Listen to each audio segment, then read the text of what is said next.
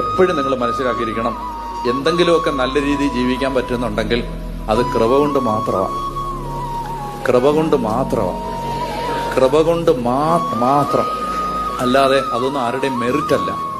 അതുകൊണ്ട് അപ്പസ്വലം പറയുകയാണ്, നല്ല തീരുമാനം എടുത്ത് നന്നായിട്ട് ജീവിക്കാമെന്നും തീരുമാനിക്കേണ്ട, അതും നടക്കത്തില്ല.